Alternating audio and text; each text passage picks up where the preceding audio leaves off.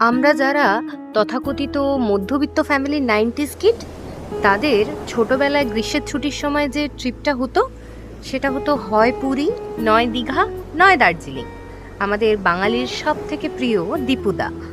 জানো, কিছু কিছু জায়গা আছে যেখানে গেলে মনে হয় সময় যেন একটু ধীরে চলে। পুরী ঠিক তেমনই একটা জায়গা আমার কাছে। আমাদের ছোটবেলায় ওই ঝটিকা সফর যাকে বলে, তার খুব একটা চল ছিল না। আমাদের ট্রিপ প্ল্যান হতো মিনিমাম 4 থেকে 5 দিন হাতে নিয়ে। আর আমরা সাধারণত বিলাসবহুল হোটেলে থাকতাম তেমনটাও না। সাধারণত থাকা হতো ওই এয়ারবিএনবি গোছের, যেখানে অ্যাটলিস্ট রান্না করে খাওয়ার সুবিধা থাকবে। তো এই ট্রিপগুলোর কোনো ছকে বাঁধা আইটিনারি থাকতো না, তবে লাস্ট ফেরার দিন অথবা তার আগের দিনের এক অলিখিত রিচুয়ালস ছিল, যা হচ্ছে আত্মীয় স্বজন পাড়া প্রতিবেশী সবার জন্য খাজা নিয়ে আসার। আর তাও হতে হবে কাকাতুয়া থেকে।